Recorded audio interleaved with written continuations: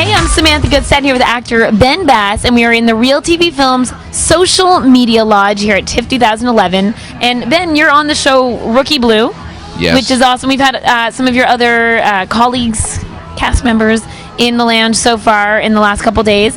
And the thing I love about Rookie Blue, as a Canadian myself, is Canada's putting out their own original programming, and Toronto plays a character in this show, and it's a cop show that takes place in Toronto, and you're not hiding the fact that it's Toronto. Yeah, it's funny too. You hear a lot of people are digging the show in Canada, obviously, and whenever I run into people on the street that are from here, they can't get enough of the fact that it's in Toronto. They're really proud of that. They love it, and you know, I mean, Toronto's a great city. It's an interesting city, diverse in terms of culturally and architecturally, and so we're showing it off, I think, to its best, and it's a fun city to shoot in. You know, it's really, there's lots of great neighborhoods, and we get to do a lot of location shooting, which is my favorite. You know, as opposed to being in the studio, which can get kind of like sterile, but. It's great, and you know, I think we're raising the bar over the long term in terms of film and television production in Canada, but it's always been the way. You know, it's just been the past 20-30 years. We've been doing better and better stuff, and I think, you know, I feel like we're doing cutting edge stuff in terms of television. But it's nice that other countries are buying our program. Oh yeah, like that's the coolest thing. It's not like you know, some show from the States is coming here and this is made here, produced here, shot here, and other countries are it's getting exported, which is so cool. Yeah, it's done really well around the world, and like we've got lots of fans in all sorts of countries, like Brazil, and it's crazy. But yeah, I'm really proud of it, and it's a good bunch of people too. You know, I think that's one of the reasons why it's so successful, is because it's a really good chemistry for everybody, the whole group. Now, I have a question. Did you ever think that you wanted to play a cop? Was that one of the things as an actor where you're like, I want to be a lawyer, I want to be a surgeon, and I want to be a cop? Like, was that on your list? It's so funny. I was talking to a buddy of mine a while back, and he's like, living the dream, man, an ensemble cop show. And yeah, I mean, it's kind of a dream come true. I think more than anything else, it's the character. You know, I never get tired of this character. He's interesting, he's diverse, he's mysterious. Yeah. The writers love to write for him. They love to think of, you know, good things for him to situations for him to get in and what he's going to do, but they don't.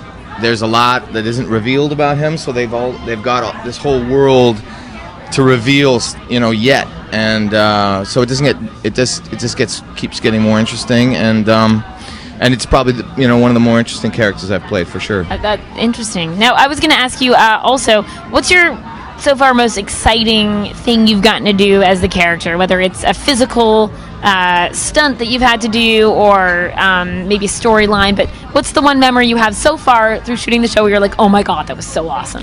Well, I could tell the audience this because they've seen it by now. We did episode 212, mainly 213,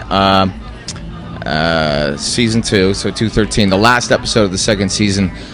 I would say was probably my favorite shooting episode, because I had to do torture scenes where I was tied up in a chair, and we did waterboarding, and we actually did a lot of waterboarding that they decided it was too extreme. They didn't put in the show, like with the black cloth and everything. We did waterboarding where it was just my face and like, oh, I'm dripping on myself in the mouth. Perrier. And he didn't use Perrier, unfortunately, because the waterboarding would have been that much more enjoyable. Yeah. But waterboarding with Perrier and Evian. Yeah, I'm going to use Perrier, and it's coming out my nose. But that's crazy. Like, it was a lot of fun, though. Yeah. Wow, I can imagine it's even a little scary when because you imagine still as the actor, like you're putting yourself in these positions, even though it's not painful. Well, I wanted him to do it. Like he didn't. The director David Wellington didn't know how I would feel about it, and a lot of people don't like being waterboarded for obvious reasons.